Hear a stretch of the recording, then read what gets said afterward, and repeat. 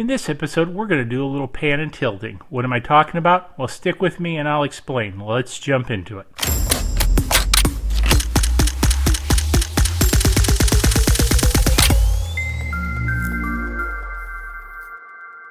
Welcome to this episode of On Photography. In this episode, I want to share this YT260 remote control pan and tilt. I got this out of China for like sub $40 and I just couldn't resist it. Now, be forewarned, you get what you pay for. So I'm going to talk a little bit about how this works, why it's good, why it's bad, what we can do with it, and things like that. So kind of a long story short, comes in this box. Basically, this is what you get along with the cover. It does have a built-in battery, if I turn it around here, as you can see. So it actually charges by the small port. I haven't figured out what the larger port, it says it's an output. I believe what you can do is pull power from the battery to charge a small GoPro style camera, because you can see that's what it has here on the picture is your standard GoPro. So that's an interesting function. It does have a power switch and it comes with a remote control over there. So the one thing is when we activate it and then we also activate the remote control, it's got a handy dandy little antenna on it. I'm not sure really why. I'm guessing this is probably about a 433 megahertz frequency device. It's kind of like a standard frequency for these remote controllers. And then kind of long story short, you just push the button and the camera turns. You push the button, the camera turns back. You push the other button, tilts down. Other button tilts up. Now, the one thing those astute out there will have noticed is it works at one speed. And that's part of the problem with this, is it only works at one speed. So if you really want to do some time lapses, things like that, this is not going to work for you. I think what it's really intended to do is to be set in a somewhat remote location.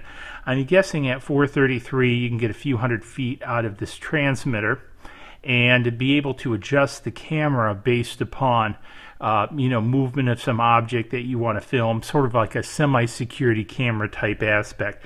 So I really don't think it's meant for a smooth pan and tilt.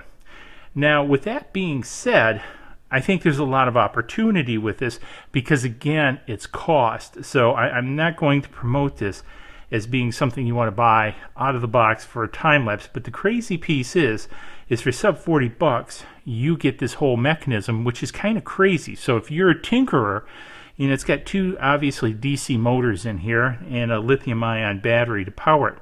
Now, this controller, there's a couple things you could do is bypass this controller and put like an Arduino Mini in here, or Nano, I mean, and build your own control mechanisms for it to control the different timing, and even integrate that with the controller. So you could hook a Nano to this controller and it could transmit, but the probably better option would be to integrate it right with the base unit and use pulse width modulation to control this, because it is a DC motor setup.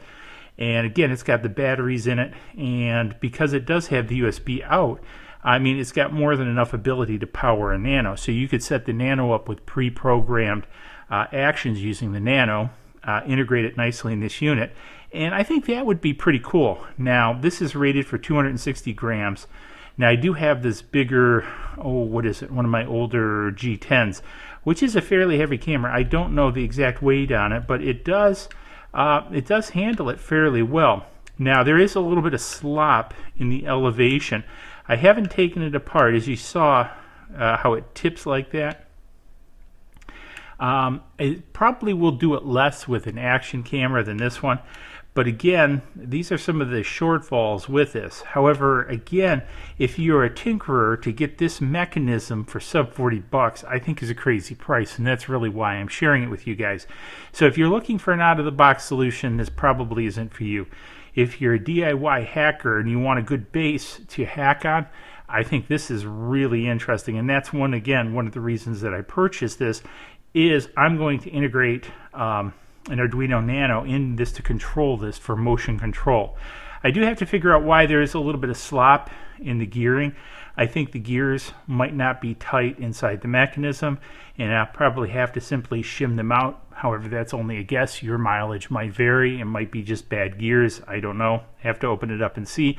But either one of those pieces, I can probably work around the shortfall. So anyways, hopefully you found this interesting. If you did, give it a big thumbs up. I'll have a link to this down below if you're interested.